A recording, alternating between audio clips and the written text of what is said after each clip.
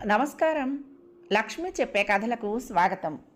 వీణులతో వీక్షించటానికి సిద్ధం కండి. ప్రియ సఖులు, ఇప్పుడు మనం ప్రముఖ రచయిత దంపతులు శ్రీ జొన్నలగడ్డ రాజగోపాలరావు గారు, శ్రీమతి జొన్నలగడ్డ రామలక్ష్మి గారు వసుంధర కలం పేరుతో రచించిన తెల్లచీర దెయ్యం అనే ఓ సస్పెన్స్ హర్రర్ కథను విందామండి. ఈ కథ 1980 సంవత్సరంలో అపరాధ పరిశోధన మాసపత్రికలో ప్రచురింపబడింది. ఇక కథ మొదలు పెట్టిస్తున్నానండి. రాత్రి నేను దెయ్యాన్ని చూశాను అన్నాడు ప్రతాప్. ఆ మాట అంటున్నప్పుడు మాటతో పాటు శరీరం కూడా వణికింది అతనికి. సూర్యం అతని వంకే పరిశీలనగా చూసి, అసలేం జరిగిందో చెప్పు అన్నాడు. సరిగ్గా రాత్రి 12 గంటలకు అని చెప్పబోయి ఆగాడు ప్రతాప్. జరిగింది గుర్తుకొచ్చిందేమో. అతడి కళ్ళల్లో భయం స్పష్టంగా కనపడింది. త్వరగా చెప్పు విసుగ్గా అన్నాడు సూర్యం. ప్రతాప్ త్వరగా చెప్పలేకపోయాడు. కానీ అతడు చెప్పిన దాంట్లో సారాంశం, నిన్న రాత్రి గదిలో ప్రతాప్ ఒక్కడు పడుకుని ఉన్నాడు. ఒక రాత్రి వేళ కిటికీ తలుపులు దబదబా బాదిన శబ్దం వినపడింది. ప్రతాప్ ఉలిక్కిపడి లేచాడు. కిటికీ తలుపులు అలా బాదుతూనే ఉన్నాయి. ఎవరది అని అరిచాడు ప్రతాప్. సమాధానం రాలేదు. కానీ కిటికీ దగ్గర చప్పుడు మాత్రం కొద్ది క్షణాల పాటు ఆగి మళ్ళీ ప్రారంభమైంది. ప్రతాప్కు పూర్తిగా నిద్రమత్తు వదలలేదు. చెయ్యి చాపి అందుబాటులో ఉన్న స్విచ్ నొక్కాడు. గదంతా ప్రకాశవంతమైంది. అప్పుడు అతనికి కిటికీకి అవతల ఉన్న ఆకారం ఒకటి కిటికీ అద్దాల్లో నుంచి కనపడింది. నల్లగా ఉందది. ముఖం స్పష్టంగా తెలియటం లేదు. చేతులకు వాడి గోళ్లున్నాయి. తల మీద ఓ 2 కొమ్ములున్నాయి. ఆ ఆకారం తలుపులపై బాదుతూ ఉంటే ఆ చేతుల కదలిక అత్యంత భయంకరంగా ఉంది.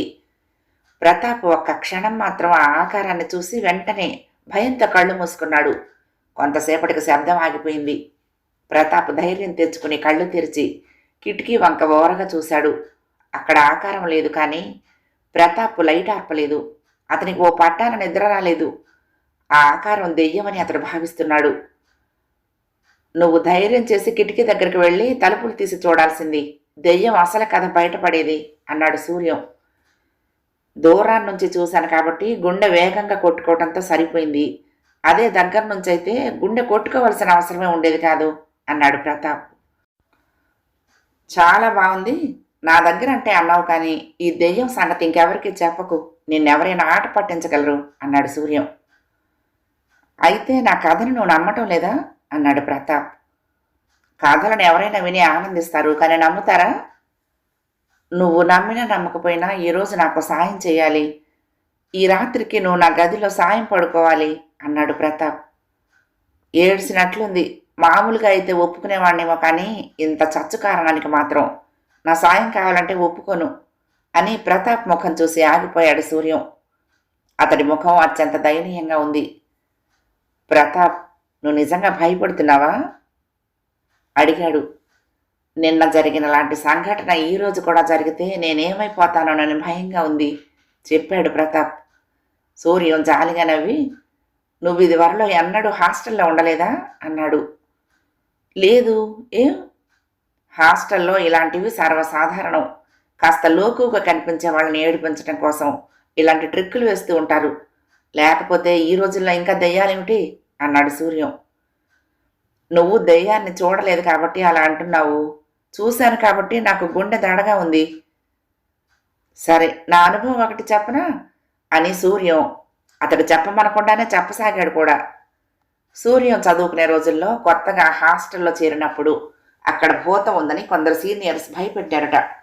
సూర్యం పెంకి మనిషి కావటం వలన ఆ విషయాన్ని పట్టించుకోలేదు. ఒకరోజు అతను తన గదికి వెళ్ళేసరికి గదిలో వస్తువులన్నీ తలకిందులు చేస్తున్నాయి. మంచం, పెట్టె, జోళ్ళు, పుస్తకాలు ఒకటేమిటి మొత్తం అన్నీ తల్లక్రిందులే ఉన్నాయి. సూర్యానికి అది ఎవరో కొంటితనంతో చేసిన పని ఉంటుందని అనుమానం వచ్చి వస్తువులన్నీ మళ్ళీ యథాప్రకారంగా సర్దేశాడు. కాసేపటికి 2 సీనియర్స్ అతని గదిలోకి వచ్చి పలకరించారు. సూర్యం వాళ్లతో మామూలుగానే మాట్లాడాడు. వాళ్ళు కాసేపు అతడితో అవి ఇవి మాట్లాడి భూతం ప్రసక్తి తెచ్చారు. భూతాలు పడవద్దు, నాకు వాటి మీద నమ్మకం లేదు అన్నాడు సూర్యం. అయితే దాని చేష్టలేమి నీకు అనుభవంలోకి రాలేదా అన్నాడు ఓ సీనియర్. లేదు అన్నాడు సూర్యం. దాని చేష్టలు చాలా విచిత్రంగా ఉంటాయి. ఒక్కోసారి ఆ దెయ్యం గదిలోని వస్తువులన్నీ తలకిందులు చేసిపోతూ ఉంటుంది. నీకు అలాంటి అనుభవం ఏమైనా జరిగిందా అడిగాడు ఇంకో సీనియర్. ఇంతవరకు లేదు అన్నాడు సూర్యం. సీనియర్స్ ఇద్దరు గదిని పరీక్షించి, వాటం చూస్తూ ఉంటే ఈ గదిని ఇప్పుడే సర్దినట్టుంది. అబద్ధం చెప్పకు.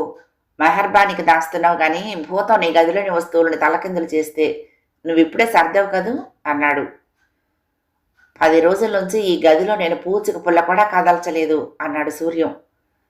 సీనియర్స్ ముఖంలో రవ్వంత నిరుత్సాహం కనపడింది. వాళ్ళు క్షుణ్ణంగా గదంతా పరిశీలించి అల్మారా పైన ఉన్న ఇత్తడి చెంబు ఒకటి తీసి, ఇత్తడి చెంబుని ఎవరైనా అల్మారా పైన పెడతారా? ఇది తప్పకుండా భూతం పనే అన్నారు. సూర్యం ఆ చెంబుని ఇందాక చూసుకోలేదు. అయినా చెల్లించకుండా, నేను ఇత్తడి చెంబును వాడను, అందుకే అక్కడ పెట్టాను నేను అన్నాడు. సీనియర్స్ ఇందరూ ముఖముఖాలు చూసుకుని, నువ్వు చాలా ఘటికుడివి. ఇదే పథకంతా ఇప్పటికి 10 మందిని హడలగొట్టాం మేము. ఇందాక నీ రూమ్ కూడా చిందరవందర చేశాము అని ఒప్పేసుకుని అతన్ని కూడా తమలో ఒకటిగా చేసుకున్నారు. చదువుకునే రోజుల్లోనే బ్రహ్మచారులకంత తీరుబడి ఉంటే ఇక ఉద్యోగం చేసే బ్రహ్మచారుల మాట చెప్పాలా అని తన కథ ముగించాడు సూర్యం. అది వ్యాపార దృష్టితో ఓ 25 మంది బ్రహ్మచారులు ఉండటానికి కట్టించబడ్డ భవనం. దానికి 2 అంతస్తులున్నాయి. పైన 12, కింద 13 పోర్షన్లున్నాయి. అందులో ఉండే వాళ్ళందరూ కూడా ఉద్యోగస్తులే. ఊరికి కాస్త చివర ఉన్నప్పటికీ అక్కడి నుంచి బస్సు సదుపాయాలు ఉండటం వల్ల చాలామంది ఆ ఇంట్లో ఉండటానికి ఇష్టపడతారు. ఎందుకంటే 150 రూపాయల అద్దెకు అన్ని వసతులుండే ఇళ్ళు దొరకవు.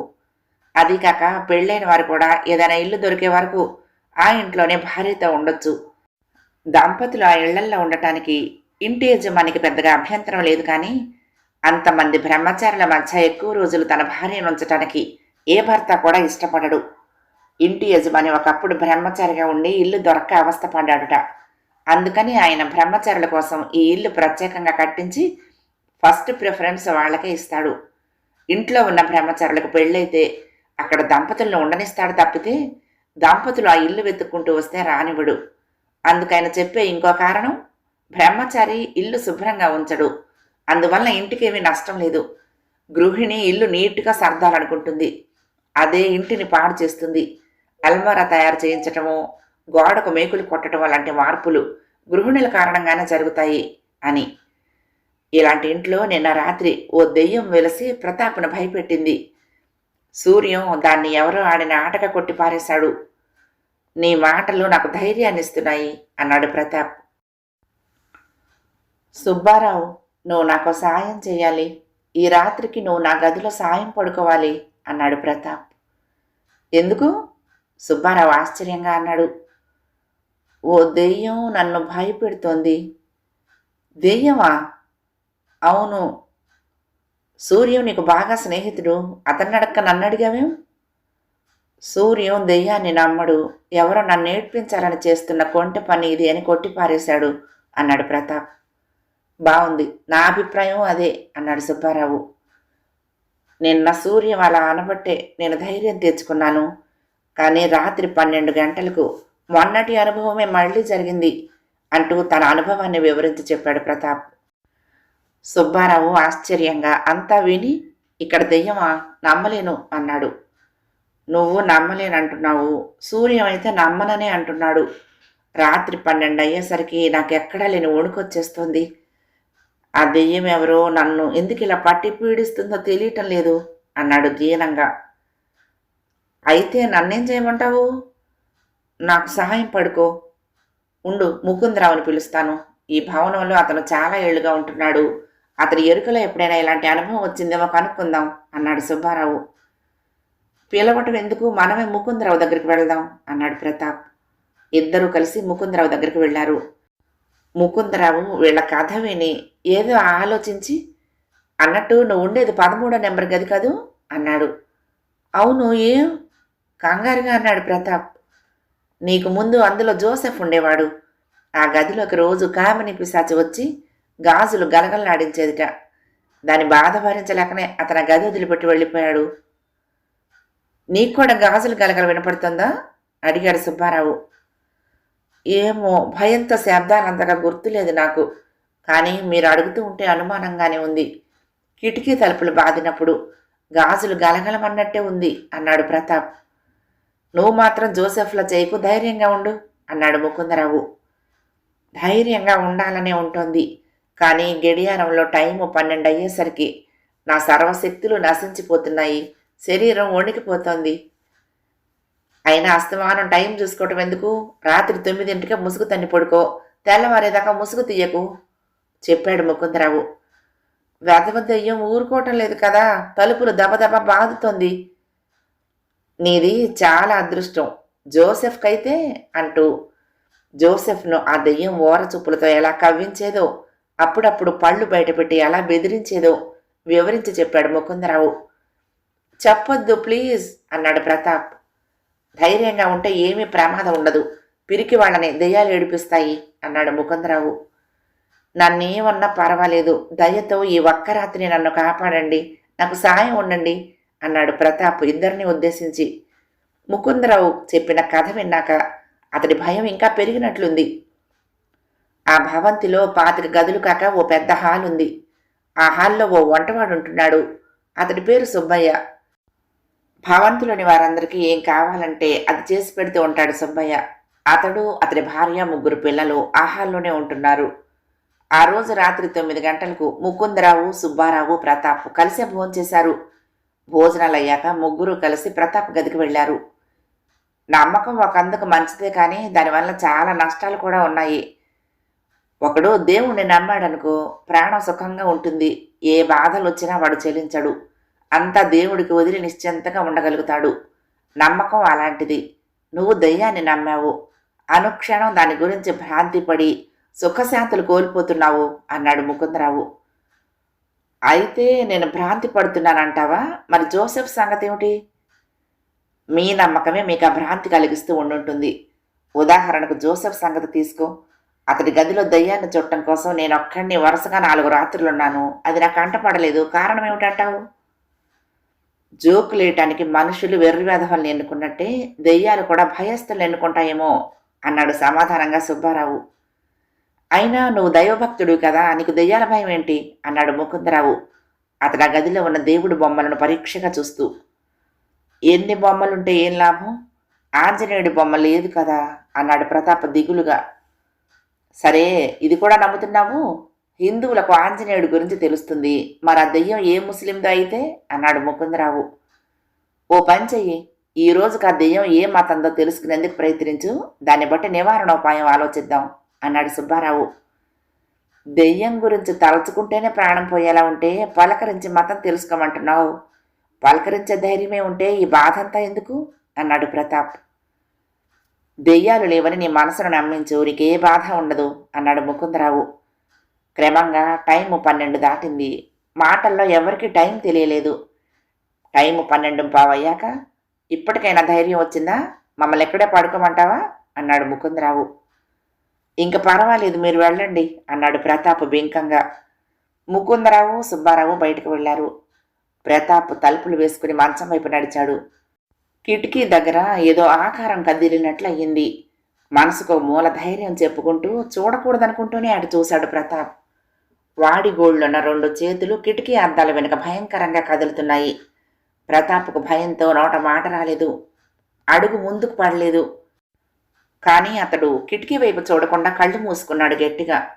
అంతలోనే ఒక విచిత్రమైన అరుపు వినిపించింది. అది కూడా కిటికీ దగ్గర నుండే వచ్చింది. అప్రయత్నంగా ప్రతాప్ కిటికీ వంక చూశాడు. అక్కడి ఆకారం అతడి వంక భయంకరంగా చూస్తోంది. అది కిటికీలో నుంచి గదిలోకి రానున్నదని అతడికి అర్థమైపోయింది. అతడు కెవ్వుమని అరిచి ఒక్క ఉదుటిన గుమ్మం దగ్గరకు చేరి తలుపులు తీసుకుని బయటకు వచ్చాడు. అతడి చెవులకు దూరంగా ముకుందరావు కంఠం వినపడుతోంది. ఒక్కంగలో అతడు చేరాడు. అతను చేరుకున్నది భోజనాల హాలు.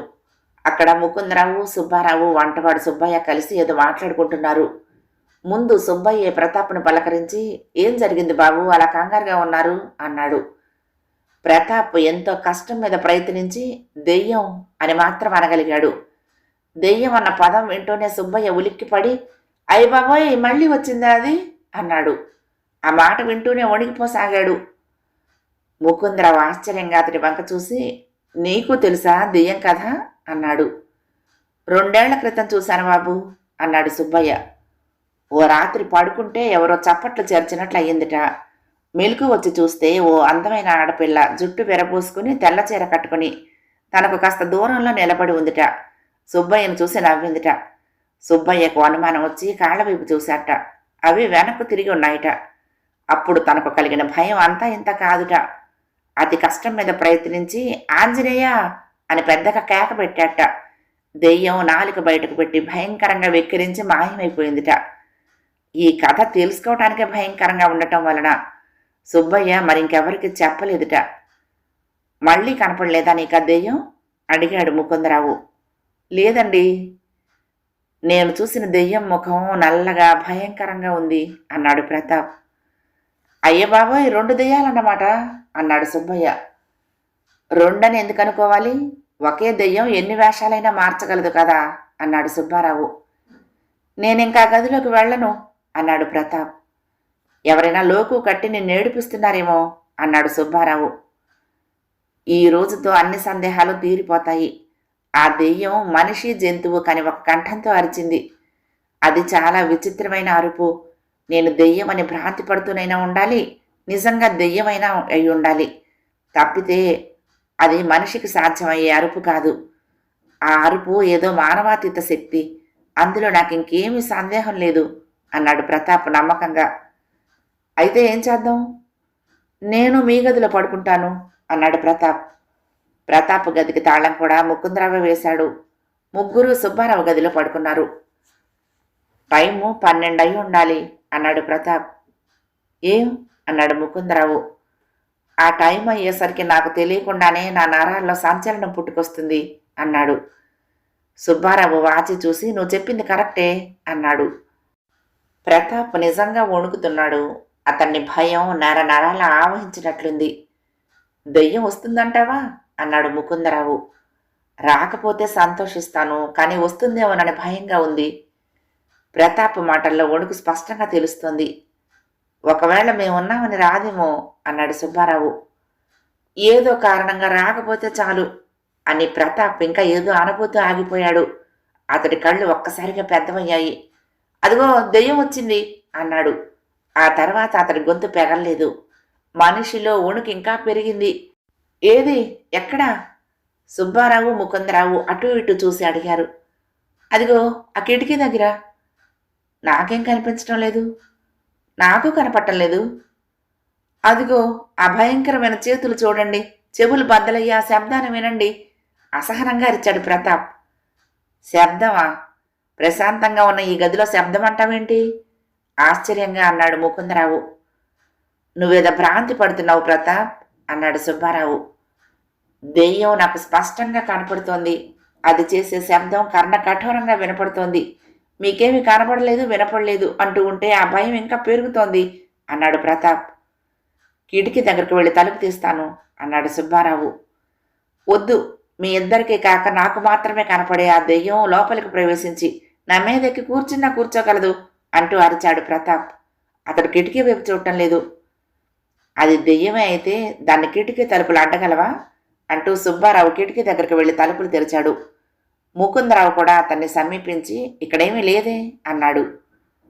రోజు ఎంతసేపే ఉంటుంది, ఈరోజు కూడా తన పని కానించుకుని వెళ్ళిపోయింది. అసలు విషయం నాకు ఈరోజు తెలిసిపోయింది.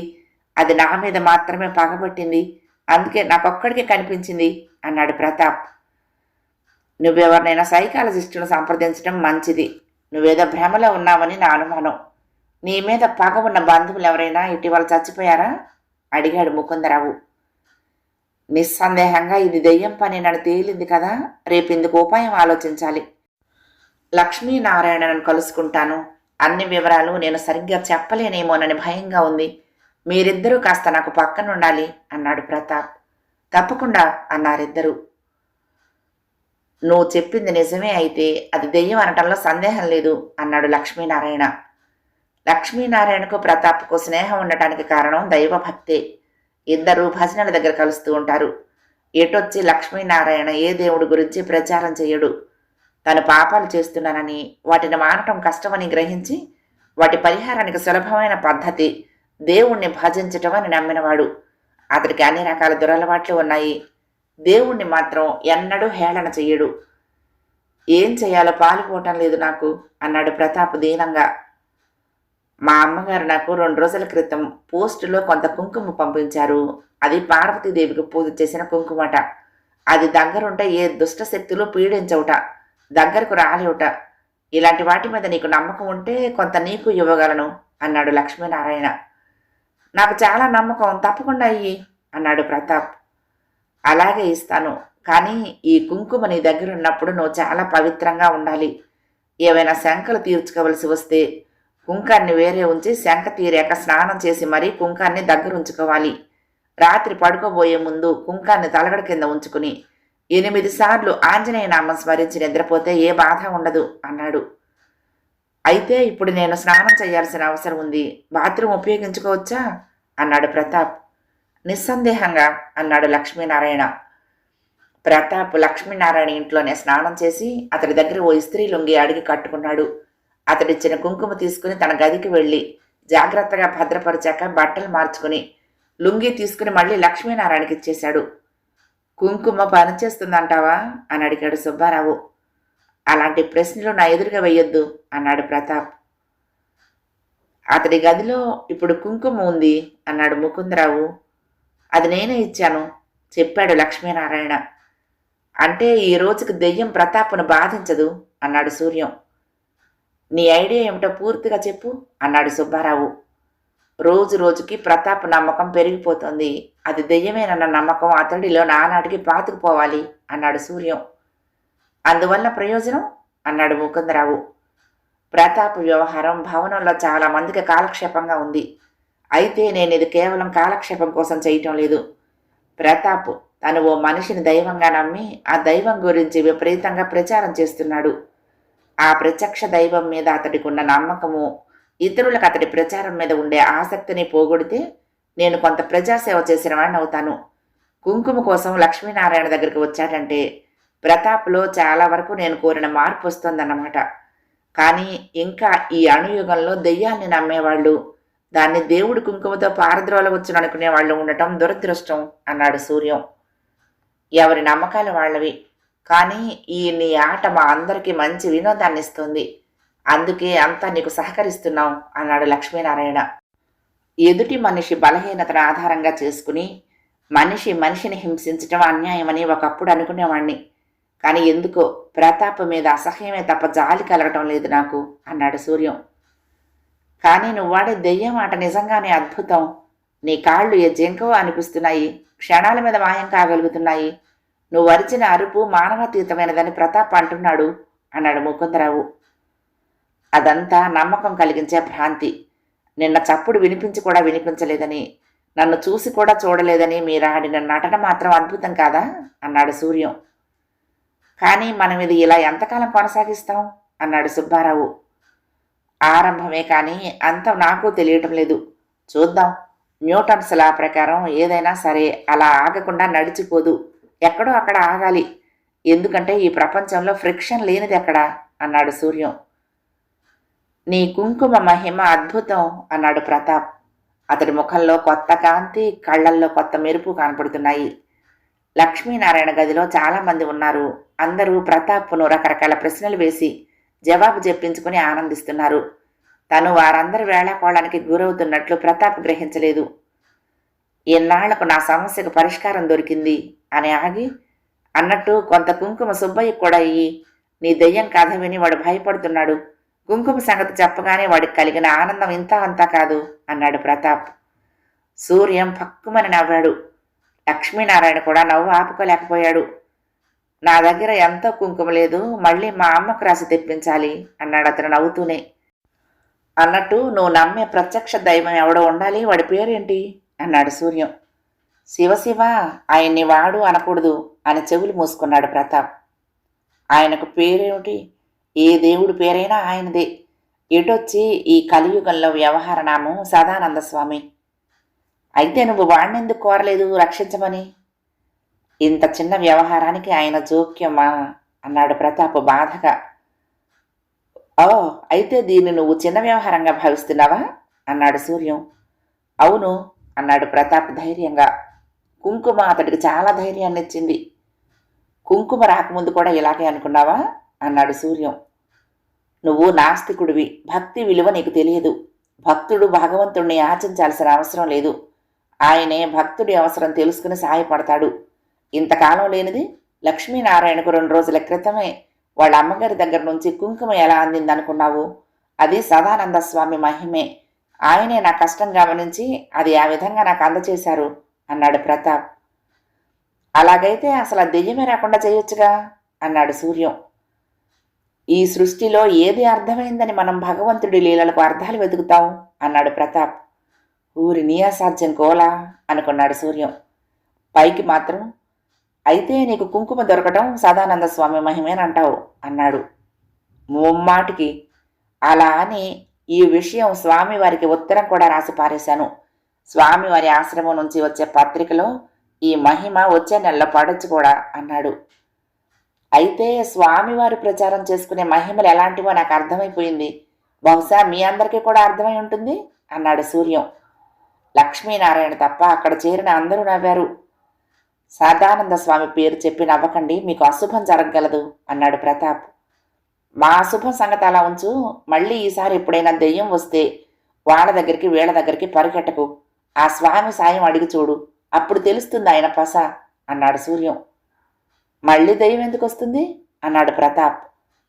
అసలు ఎవరి దగ్గరికి రాని దెయ్యం నీ దగ్గరికి ఎందుకు వచ్చింది? అదెందుకో నీ మీద పగపట్టింది. నువ్వు కుంకాలు సంపాదిస్తే దానికి విరుగుడు ఏదో ఒకటి సంపాదించకపోదది అన్నాడు సూర్యం. ప్రతాప ముఖంలో మళ్ళీ భయం చోటు చేసుకుంది. కిటికీ అవతల నిలబడి ఒకసారి తన ముసుగు సవరించుకున్నాడు సూర్యం. నెమ్మదిగా గదిలోకి తొంగి చూశాడు. ప్రతాప్ గదిలో లైట్ వెలుగుతోంది. అతను మంచం మీద పద్మాసనం వేసుకుని కూర్చున్నాడు. కళ్ళు మూసుకుని ఏదో మంత్రం చెప్పిస్తున్నట్లున్నాడు. సూర్యం నెమ్మదిగా కిటికీ మీద చేతి వేళ్లతో తమాషాగా చప్పుడు చేశాడు.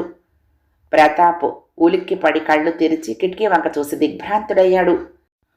సూర్యం వికటంగా నవ్వి తమాషాగా చేతులు అద్దం ముందు కదిపాడు. ప్రతాప్ మంచం దిగి ఆంజనేయ ఆంజనేయ అంటూ అరిచాడు. సూర్యం మళ్ళీ వికటంగా నవ్వి తలుపులు బాదాడు. ప్రతాప్ చట్టుక్కున్న గోడ దగ్గరకు వెళ్ళి అక్కడ తగిలించి ఉన్న సదానంద స్వామి పటం అందుకున్నాడు. ఆ పటం అందుకోగానే అతడికి 1000 ఏనుగుల బలం వచ్చినట్లయింది. ఆ పటాన్ని కిటికీ వైపే చూపిస్తూ ముందుకు అడుగు వేయకు, సదానంద స్వామి నిన్ను భస్మం చేస్తాడు అంటూ హెచ్చరికగా అరిచాడు. కానీ అతడి చేతులు, ఆ చేతులని పటము కూడా వణుకుతున్నాయి. సూర్యం ఈసారి సన్నగా భయంకరంగా నవ్వాడు. ప్రతాప్ మళ్ళీ పటం చూపిస్తూ ముందుకు రాకు, భస్మమైపోతావు అని హెచ్చరించాడు. సూర్యం ఈ పర్యాయం మళ్ళీ తలుపులు బాదాడు. బోల్ట్ సరిగ్గా లేవేమో ఓ తలుపు లోపలికి తెరుచుకుంది.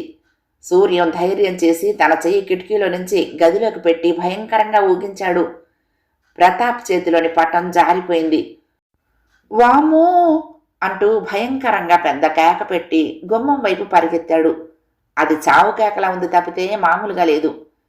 సూర్యం చటుక్కున్న 2 అడుగులు వెనక్కి వేసి ముసుగు తీసేసి చేతికున్న గ్లౌస్ ఊడదీసి 2 అంగల్లో భవనం ముందు వైపు చేరుకుని మరో 2 క్షణాల లోపలికి వెళ్ళాడు. సరిగ్గా అప్పటికి 5-6 ప్రతాప్ చుట్టూ ఉన్నారు. ప్రతాప్ నోట మాట లేకుండా నేల మీద పడి ఉన్నాడు. అయితే అతడు మూర్ఛపోలేదు, వెర్రి చూపులు చూస్తున్నాడు. ఏం జరిగింది అన్నాడు సూర్యం. మనిషి బాగా భయపడ్డాడు, ఏం జరిగిందో చెప్పలేకపోతున్నాడు అన్నాడు సుబ్బారావు. ఇంకో 10 నిమిషాలకు ప్రతాప్ మామూలు మనిషి అయ్యాడు. ఆ దెయ్యం సామాన్యమైంది కాదు, అది నన్ను చంపేస్తుంది. అది కుంకానికి లొంగలేదు. సదానంద స్వామి పటం చూసి కూడా భయపడలేదు అన్నాడు ప్రతాప్. ఈరోజు మళ్ళీ వచ్చిందా అన్నాడు లక్ష్మీనారాయణ. రాకపోవటం ఏమిటి? నేను సదానంద స్వామి పటం చూపి బెదిరించినా లొంగకుండా గదిలో కూడా ప్రవేశించబోయింది. ఈ వేళతో నా పని సరే అనుకున్నాను, కానీ అదృష్టం బాగుండి బయటపడగలిగాను. అయితే ఇలా ఎన్నాళ్ళు అన్నాడు ప్రతాప్. నన్ను క్షమించు ప్రతాప్ అన్నాడు లక్ష్మీనారాయణ. నా కుంకుమ కారణంగా నీ గదిలోకి దెయ్యం రాలేదంటే నాకే ఆశ్చర్యం వేసింది. అందుకే ఈరోజు నీకు తెలియకుండా అది దొంగిలించాను. నువ్వు గమనించావో లేదో, నీ తలగడ కింద కుంకుమ పొట్లం ఉండదు అన్నాడు. ప్రతాప్ ఆశ్చర్యంగా చూస్తూ, నువ్వు కుంకుమ తీసావా? అందుకేనా దెయ్యం లోపలికి రాగలిగింది? కానీ అది సదానంద స్వామి పటానికి కూడా భయపడలేదు. నీ కుంకుమ ఒక్కటే నాకు ముక్తినిస్తుందనుకుంటాను అన్నాడు. సదానందుడు మనిషి, వాడు దెయ్యాన్ని ఏం చేయగలడు? కుంకుమ సంగతి నాకు తెలియదు అన్నాడు సూర్యం. ఇప్పుడు ఆ చర్చలేమీ వద్దు. ఇతను మనిషి బాగా భయపడ్డాడు, ఇతనికి ఎవరైనా సాయం ఉండాలి అన్నాడు ముకుందరావు. నేనింకా గదిలోకి వెళ్ళను. రాత్రి 12 కాబోతూ ఉంటే చచ్చేటంత భయం వేస్తుంది. ఇంకోసారి ఆ దెయ్యం కనపడితే చచ్చిపోతానేమోనని అనుమానం అన్నాడు ప్రతాప్. సూర్యం కాస్త కంగారు పడి, దెయ్యాన్ని చూసి చచ్చిపోవటం ఏంటి? ఇంతవరకు అది నీ మీద ఉరకలేదు కదా, నిన్ను దూరం నుంచేగా భయపెడుతోంది అన్నాడు. ఏది ఏమైనా నేను పిరికివాణ్ణి, దెయ్యం నా మీద ఉరకక్కర్లేదు. ఆఖరికి అది నాకు కనపడని కూడా అక్కర్లేదు. కనపడుతుందేమోనన్న ఊహకే ప్రాణం పోయేలా ఉంది అన్నాడు ప్రతాప్. అతడు ఆ రోజు ఇంటికి తాళం వేసి ప్రసాద్ అనే అతని గదిలో నిద్రపోయాడు. మిగతా మిత్రులు మాత్రం సూర్యం చుట్టూ చేరి, ఇంకా నీ ఆట ఆపాలి, లేకపోతే ప్రతాప్ నిజంగానే చచ్చిపోవచ్చు అన్నారు. మీకు అలాంటి అనుమానం ఉంటే అతనికి నిజం చెప్పేయండి అన్నాడు సూర్యం. అది కాదు, అతను గదిలో నుంచి ఇందాక బయటకు వచ్చినప్పుడు నువ్వు చూడలేదు. మనిషి చాలా భయంకరంగా డెక్కుతున్నాడు. అప్పుడే చచ్చిపోతాడని అనుకున్నాం అన్నాడు ముకుందరావు. నేను లోపల నుంచి చూసింది విన్నారంటే మీకు నవ్వు ఆగదు. సినిమాల్లో లాగా అతను నాకు సదానందుడి పటం చూపించి ముందుకు రాకు, భస్మమైపోతావు అంటూ బెదిరించాడు. నాకు నవ్వు ఆపుకోవటం చాలా కష్టమైంది అన్నాడు సూర్యం. పిల్లికి చెలగాటం, ఎలక్కి ప్రాణ సంకటం అంటే ఇదే అంటూ నవ్వాడు సుబ్బారావు. కుంకుమలో నిజంగా మహత్యం ఉంది. పడుకునే ముందు జాగ్రత్తగా చూసుకుంటున్నాను. అది ఉండగా భూత ప్రేత పిశాచాలు రాలేవనుకుంటాను. ఎటొచ్చి నా మీద దయ ఉంచి మీలో ఎవ్వరూ కూడా ఆ కుంకాన్ని అపహరించడానికి ప్రయత్నించకండి అన్నాడు ప్రతాప్. 4 రోజులుగా దెయ్యం రాకపోవటం వల్లనేమో అతడి ముఖంలోకి మళ్ళీ కొత్త కాంతి వస్తుంది. లక్ష్మీనారాయణ దిగులుగా ముఖం పెట్టి, అన్నట్టు నీకు చెప్పటం మర్చిపోయాను. ఆ కుంకుమ ప్రభావం ఎల్లకాలము ఉండుదుట. ఓ వారం రోజులకు క్రమంగా దాని శక్తి క్షీణిస్తుందిట. దాన్ని శక్తివంతం చేయటానికి మళ్ళీ పార్వతీదేవి పట్టం ముందుంచి ఏవో మంత్రాలు చదవాలట అన్నాడు. ఆ మంత్రాలు నీకు తెలుసా? ఆతృతగా అడిగాడు ప్రతాప్. ఈ కుంకుమ ప్రాముఖ్యత నాకు ఇప్పుడే బాగా తెలిసింది. అది అపహరించగానే నీ గదిలోకి దెయ్యం రావటంతో వెంటనే అమ్మకు ఉత్తరం రాశాను. 1-2 రోజుల్లో జవాబు రావచ్చు.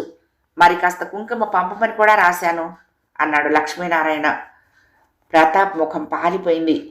కుంకుమ తయారై వారం రోజులేం కర్మ, పోస్టులో ప్రయాణం వగేరాలన్నీ లెక్క కడితే అప్పుడే 10 రోజులు దాటుంటుంది. ఆ రాత్రి ప్రతాప్ గది కిటికీ దగ్గరకు మళ్ళీ దయ్యం వచ్చింది. శబ్దం వింటూనే ప్రతాప్ ఉలిక్కిపడి లేచి దయ్యాన్ని చూసి ఓ గావు కేక పెట్టి గదిలో నుంచి బయటపడి స్పృహ తప్పి పడిపోయాడు. అతడి కేక విని భవనంలోని చాలామంది జనం పరిగెత్తుకుంటూ వచ్చారు. అతడి పరిస్థితి చూసి కంగారు పడి ఒకడు వెళ్ళి డాక్టర్ని కూడా పిలుచుకొచ్చాడు. డాక్టర్ ప్రతాప్ను పరీక్షించి, ఏదో పెద్ద షాక్ తిన్నాడు, గుండె కూడా బలహీనంగా కొట్టుకుంటోంది అన్నాడు. బాగా ప్రమాదం అంటారా అడిగాడు ముకుందరావు. ప్రస్తుతానికి ప్రమాదం ఏమీ లేదు, కానీ ఇతడికి షాక్కులు తట్టుకునే శక్తి ఉన్నట్లు లేదు. అనుకోని సంఘటన ఏదైనా హఠాత్తుగా జరిగితే ఇతడు గుండె ఆగి మరణించినా ఆశ్చర్యం లేదు అన్నాడు డాక్టర్. ప్రతాప్ కథ తెలిసిన వారంతా ఎంతగానో భయపడ్డారు. అందరికంటే ఎక్కువగా కలవరపడ్డవాడు సూర్యం. వేడుకకు ప్రారంభించిన ఆట మనిషి చావుకు దారి తీయటం అతనికి ఇష్టం లేదు. అయినా ప్రతాప్ మరీ ఇంత బలహీన మనస్కుడని అతను అనుకోలేదు. ఇప్పుడు వ్యవహారం చాలా దూరం వచ్చింది. ఏదో ఉపాయం చూసి ఇందులో నుంచి గట్టెక్కాలి. డాక్టర్ వెళ్ళిపోయాక సూర్యం తన మిత్ర బృందాన్ని సమావేశపరిచి, పరిస్థితి ప్రమాదకరంగా ఉంది, ఇక లాభం లేదు, మీరు నిజం చెప్పేయండి అన్నాడు. అంటే నువ్వే ఇదంతా చేస్తున్నావని చెప్పేయమంటావా? అందువల్ల నీకు ఎదురయ్యే ఇబ్బందుల గురించి ఆలోచించావా అన్నాడు ముకుందరావు. నా కారణంగా ఒక మనిషి ప్రాణాలు కోల్పోయే స్థితికి వచ్చాడు. అతడి ప్రాణాలు రక్షించడం కోసం నాకు చెడ్డ పేరు వచ్చినా బాధపడను నేను అన్నాడు సూర్యం. ప్రతాప్ ఆ రాత్రి డాక్టర్ ఇచ్చిన ఇంజెక్షన్తో సుఖంగా నిద్రపోయాడు. మర్నాడు అతను నిద్రలేవగానే సుబ్బారావు అతన్ని పలకరించి, రాత్రి చాలా హడావుడి చేశావు, బ్రతుకుతామనుకోలేదు అన్నాడు. చచ్చిపోయినా బాగుండేది. ఆ దెయ్యం నన్ను రోజు రోజుకి కాస్త కాస్త చంపుతోంది. అది చాలా నరకయాతనగా ఉంది నాకు అన్నాడు ప్రతాప్. అయితే అది దెయ్యమని ఇప్పటికీ నమ్ముతున్నావా? ముమ్మాటికి. అందుకెన్నో రుజువులున్నాయి. అందులో కొన్నిట్లో నువ్వు కూడా సాక్షివి. సుబ్బారావు నవ్వాడు. నీకు ఈ పరిస్థితి ఎదురవుతుందని తెలియక మేము చేసిన దానికి నువ్వు మమ్మల్ని అందరినీ క్షమించాలి. ఇదంతా మేమంతా కలిసి ఆడుతున్న నాటకం. నువ్వు దెయ్యమని భ్రమిస్తున్నది దెయ్యం కాదు, మనిషే అన్నాడు. ప్రతాప్ నమ్మలేనట్టుగా ముఖం పెట్టి, ఎవరా మనిషి అన్నాడు. సూర్యం. ఇంపాసిబుల్, నేను నమ్మను అన్నాడు ప్రతాప్. దెయ్యం కనపడ్డ కొన్ని క్షణాల్లోనే సూర్యాన్ని చూడటం ఎన్నోసార్లు జరిగింది నాకు. అంత తక్కువ వ్యవధిలో అతడు అలా నాటకం ఆడగలగటం సాధ్యం కాదు. అదీ కాక నేను విన్న దెయ్యపు కేకలు మనుష్య సంబంధమైనవి కావు. నువ్వలా అంటే నేనేం చెప్పగలను? నేను నిజమే చెప్తున్నాను అన్నాడు సుబ్బారావు. సుబ్బారావు ఎంత చెప్పినా నమ్మలేదు ప్రతాప్. ఆ తర్వాత ముకుందరావు, లక్ష్మీనారాయణ ఒక్కొక్కరే అతడికి ఎన్నో వివరాలు ఇచ్చి నమ్మించడానికి ప్రయత్నించారు. ఒక్కొక్కరు చెప్తూ ఉంటే అతడికి క్రమంగా కొంత నమ్మకం కుదిరింది. ఇంతమంది చెప్తూ ఉంటే నమ్మకం ఏం చెయ్యను, కానీ ఇలా జరిగే అవకాశం ఉన్నదా అనిపిస్తోంది నాకు. అందులోనూ సూర్యం అంటే నాకెంతో గౌరవం ఉంది. నన్ను అతడు ఇలా ఆట పట్టిస్తాడనుకోను అన్నాడు ప్రతాప్. నువ్వు సదానందుడి గురించి ప్రచారం చేస్తున్నావని అతడికి చిరాకు. నీ సదానందుడు నిన్నెంతవరకు రక్షిస్తాడో చూద్దామని అతడి పని చేశాడు. కొంతవరకు మేము సహకరించాము. కుంకుమతో సహా అన్నీ మేమాడిన నాటకాలే అన్నాడు లక్ష్మీనారాయణ. నువ్వు సదానందుడి భక్తుడివే కదా అన్నాడు ప్రతాప్. ఈ సంఘటనతో నా కళ్ళు తెరుచుకున్నాయి. నేనింక భజనకు రావటం మానేస్తాను అన్నాడు లక్ష్మీనారాయణ. నాకొక్కటే అనుమానంగా ఉంది. నా మీద జాలిపడి మీరంతా నేరాన్ని సూర్యం మీద నెట్టే ప్రయత్నం చేస్తున్నారా, లేక అతడు నిజంగానే దెయ్యంగా నటించాడా అన్నాడు ప్రతాప్. అందుకు నీకొక్కటే రుజువు. ఈ రాత్రి కూడా సూర్యం నిన్ను బెదిరించడానికి వస్తాడు. అప్పుడు ధైర్యం చేసి కిటికీ తలుపులు తెరిచి చూడు, అతడి బండారం బయటపడుతుంది అన్నాడు సుబ్బారావు. అలాగే చేస్తాను అన్నాడు ప్రతాప్. రాత్రి 12 గంటలయింది. ప్రతాప్ నరాల్లో సంచలనం ప్రారంభమైంది. ఒళ్ళంతా వణుకుతోంది. గదిలో లైట్ వెలుగుతోంది. అతడు ఒక క్షణం కిటికీ వంక చూసి మళ్ళీ కళ్ళు మూసుకుంటున్నాడు. కిటికీ వంక కూడా తిన్నగా చూడలేకపోతున్నాడు. ఎటో చూస్తూ క్రమంగా దొంగలా తన చూపును కిటికీ వైపుకు మార్చి అటు చూసిన వెంటనే కళ్ళు మూసేసుకుంటున్నాడు. సరిగ్గా 12:05 అతడు కిటికీ వంక చూసి కళ్ళు మూసుకునేలోగా అక్కడ అతనికి దెయ్యం కనపడింది. తలుపులు బాదిన చప్పుడు, ఒక వికటాట్టహాసం, విచిత్రమైన అరుపు, భయంకరంగా చేతుల కదలిక ఒకదాని తర్వాత ఒకటిగా జరిగిపోయాయి. ప్రతాప్ మంచం దిగి కిటికీ వరకు వెళ్లాలనుకున్నాడు. కానీ అతడి కాళ్లు సహకరించలేదు. భయంతో అతడి శరీరం గడ్డకట్టుకుపోయింది. అక్కడున్నది నిజంగా దెయ్యమా లేక సూర్యమా? తను వెళ్లి కిటికీ తలుపులు తీస్తే దెయ్యం మీద పడితే? కానీ తను ధైర్యం చెయ్యాలి. ఆ దెయ్యం సూర్యమేనని అంతా అంటున్నారు. ఆ మాటల్లోని నిజం తెలుసుకోవటానికి ఇదే సమయం. ఏమైనా తను లేచి తీరాలి. ఏదో ఒకటవుతుంది. ఈ రోజుతో తనైనా అంతం కావాలి, ఈ దెయ్యం కథైనా అంతం కావాలి. అయితే ఒక అనుమానం ప్రతాప్ను పీడిస్తూనే ఉంది. భవనంలో ఎవ్వరూ కూడా దెయ్యాన్ని నమ్మటం లేదు. అది తన భ్రమ అనుకుంటున్నారు. అందుకే వాళ్ళు సూర్యం గురించి కల్పించి చెప్పారు. కిటికీ దగ్గర తనకు కనపడుతున్న దెయ్యం తనకు తప్ప మరెవ్వరికీ కనపడదు.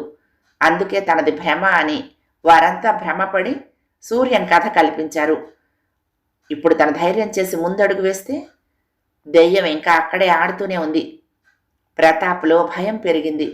సూర్యం వెళ్ళిపో, వెళ్ళిపో సూర్యం అరిచాడతను. అక్కడున్నది సూర్యమేనని తను నమ్మే పక్షంలో తనే కిటికీ సమీపించవచ్చు కదా. ఈ ఆలోచన కూడా రావటం లేదు అతనికి. సూర్యం ప్లీజ్ నువ్వు వెళ్ళిపో, నేను చచ్చిపోతాను, వెళ్ళిపో సూర్యం అంటూ అతడు కళ్ళు గట్టిగా మూసుకున్నాడు. మరు క్షణంలోనే అతడికి తలుపు తట్టిన శబ్దం వినిపించింది. ప్రతాప్, ప్రతాప్ అని పిలుస్తున్నారెవరో. ప్రతాప్ కిటికీ వంక చూశాడు. అక్కడ దెయ్యం లేదు. అతడు లేచి వెళ్లి తలుపులు తీశాడు. ఎదురుగా ముకుందరావు, సుబ్బారావు, సూర్యం ఉన్నారు. సూర్యాన్ని చూస్తూనే ప్రతాప్ కెవ్వుమని అరిచాడు. ఏం జరిగింది అన్నాడు ముకుందరావు. మీరెక్కడి నుంచి వస్తున్నారు అన్నాడు ప్రతాప్. నిద్ర పట్టక బయట కూర్చుని కబుర్లు చెప్పుకుంటున్నాం ముగ్గురము. నీ గదిలో నుంచి సూర్యమని పెద్దగా కేకలు వినపడుతూ ఉంటే ఏమిటోనని పరిగెత్తుకొచ్చాం అన్నాడు సుబ్బారావు. సందేహం లేదు, అది మనిషి కాదు దెయ్యమే అన్నాడు ప్రతాప్. అసలేం జరిగింది అన్నాడు సూర్యం. ప్రతాప్ నెమ్మదిగా జరిగింది చెప్పాడు. మరి నువ్వు కిటికీ దగ్గరికి వచ్చి చూడాల్సింది, అది నేనేనని తెలిసేది అన్నాడు సూర్యం. ఇంపాసిబుల్, కిటికీ దగ్గర అది మాయమైన మరుక్షణంలో నువ్వు నా గది గుమ్మం దగ్గర ఉన్నావు అన్నాడు ప్రతాప్. సూర్యం దిగులుగా ముఖం పెట్టి, నేనేం చెయ్యను, నీ భ్రమను తొలగించుకోవటం కోసం నేరం నా మీదనే మోపుకోవాలనుకున్నాను. కానీ అది సాధ్యం కావటం లేదు. నిన్ను దెయ్యం బారి నుండి ఎలా రక్షించగలిగేది అన్నాడు. ప్రతాప్ బాధగా సూర్య వంక చూసి, దేవుడున్నాడని తమ తప్పులు కాస్తాడని నమ్మి ఆస్తికులు ఎన్ని తప్పులైనా చేస్తారు. మానవత్వాన్ని నమ్మే నాస్తికుడు ఏ తప్పు చెయ్యడు. చేసిన ఒక తప్పుతోనే తనను తాను దిద్దుకుంటాడు. సూర్యం, నేను ఆస్తికుణ్ణి, దుర్మార్గుణ్ణి, నేనెన్నో తప్పులు చేశాను, చేస్తున్నాను. నన్ను ఈ దెయ్యం వదలదు. నా కోసం మీరంతా చేసిన సహాయం నన్ను సిగ్గుపడేలా చేస్తోంది. నేను మీకేమవుతానని మీరంతా నా గురించి ఎంతలా ఆలోచిస్తున్నారు? నాది భ్రమ అనుకుని రకరకాల నమ్మకాలతో, అబద్ధాలతో నాకు మనశ్శాంతి కలిగించడానికి యత్నిస్తున్నారు మీరు. కానీ దెయ్యం నన్ను పీడిస్తున్న మాట నిజం, అది భ్రమ కాదు అన్నాడు. నవ్వాలో ఏడవాలో తెలియలేదు సూర్యానికి. అతడు ఆ రోజున తానెవరో ప్రతాప్కు తెలియపరచాలని కిటికీ దగ్గరికి వచ్చాడు. ప్రతాప్ ధైర్యం చేసి కిటికీ తలుపులు తెరుస్తాడని, అప్పుడు తను ముసుగు తీసి అసలు సంగతి చెప్పేద్దామని అనుకున్నాడు. అయితే తన్ను చూసి మంచం కూడా దిగకుండా సూర్యం వెళ్ళిపో అని అరిచే ప్రతాప్ను చూస్తూ ఉంటే అతడి ఉద్దేశం మారిపోయింది. 2 అంగళ్ళ వెనక నుంచి ముందుకొచ్చి ప్రతాప్ గుమ్మం దగ్గర నిలబడగల తన శక్తిని మానవాతీత శక్తిగా భావించే ప్రతాప్కు తాను ఎందుకు నిజం చెప్పాలి? అతని భ్రమను భ్రమగానే ఉండనిస్తే కలిగే నష్టమే ఉంది. కానీ మరోసారి ఇలాంటి షాక్ తగిలితే ప్రతాప్ చచ్చిపోతాడని డాక్టర్ అన్నాడు. అలాగని ప్రతాప్కు షాక్ తగలకుండా చూడటం ఎలా? తను సూర్యమో దెయ్యమో తెలుసుకోలేని పరిస్థితిలో అతడి పూట దెయ్యం వచ్చినప్పుడు కాస్త ధైర్యంగానే వ్యవహరించాడు.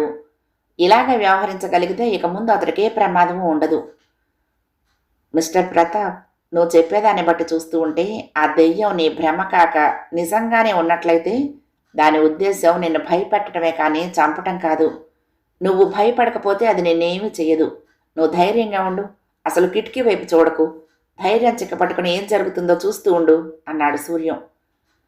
ఇలాంటివి ఒకరికి సలహా ఇవ్వటం సులభం, స్వానుభవంలోకి వస్తే తట్టుకోవడం కష్టం అన్నాడు ముకుందరావు. నువ్వు చెప్పింది నిజమే, కానీ ఈ దెయ్యం బాధ తప్పించుకోవటానికి మొండి ధైర్యం తెచ్చుకోవటం మినహా మరో ఉపాయం కనపడటం లేదు. కానీ నేను మొండి ధైర్యం ఎలా తెచ్చుకోగలను? మీరంతా కలిసి అది దెయ్యం కాదని, సూర్యమేనని చెప్పినా కిటికీ వరకు వెళ్ళలేకపోయాను నేను. రాత్రి 12 అయ్యేసరికి నా శరీరంలో వింత మార్పులు వస్తున్నాయి. నా శరీరం నా అదుపులో ఉండటం లేదు. ఏం చేయటానికి అసక్తున్నవుతున్నాను. ఇది నా మానసిక బలహీనతో దెయ్యం ప్రభావమో తెలియటం లేదు అన్నాడు ప్రతాప్. అతని మాట విని భారంగా నిట్టూర్చాడు సూర్యం. ప్రతాప్ మంచం మీద పద్మాసనం వేసుకుని ఆంజనేయ స్తోత్రం చేస్తున్నాడు. ఆ సమయంలో గదిలో ఒక్కసారిగా అలారం మ్రోగింది. ప్రతాప్ ఉలిక్కిపడి కళ్ళు తెరిచాడు. టైం సరిగ్గా 12 అయింది. ప్రతాప్ కావాలనే అలారం పెట్టుకున్నాడు. ఆ రాత్రి దెయ్యాన్ని చూడాలన్న దృఢ సంకల్పం అతనికి కలిగింది. తనేమైపోయినా సరే దెయ్యాన్ని చూడాలని అతడు అనుకున్నాడు. అయితే టైం 12 కాగానే మళ్ళీ అతడి శరీరంలో సంచలనం ప్రారంభమైంది. అప్రయత్నంగా కిటికీ వైపు చూశాడు. అక్కడ ఏమీ కనపడకపోవడంతో అప్రయత్నంగా కళ్ళు మూసుకున్నాడు. అతని పేదాలు ఆంజనేయ స్తోత్రాన్ని జపిస్తూనే ఉన్నాయి. అతడి కళ్ళు అప్పుడప్పుడు కిటికీ వైపు చూసి మూసుకుంటూనే ఉన్నాయి. శరీరం మాత్రం అంతకంతకు బిగుసుకుపోతోంది. మంచం దిగాలన్న అతని కోరికకు అది సహకరించడం లేదు. ఉన్నట్లుండి కిటికీ వెనక ఏదో ఆకారం కదిలినట్లయింది. ప్రతాప్ కళ్ళు పెద్దవయ్యాయి. ఇప్పుడు అతని పెదవులు మంత్రోచ్చారణ ఆపేశాయి. కనుగ్రుడ్లు, కంటి రెప్పలు తప్ప అతని శరీరంలో మరేమీ కదలటం లేదు.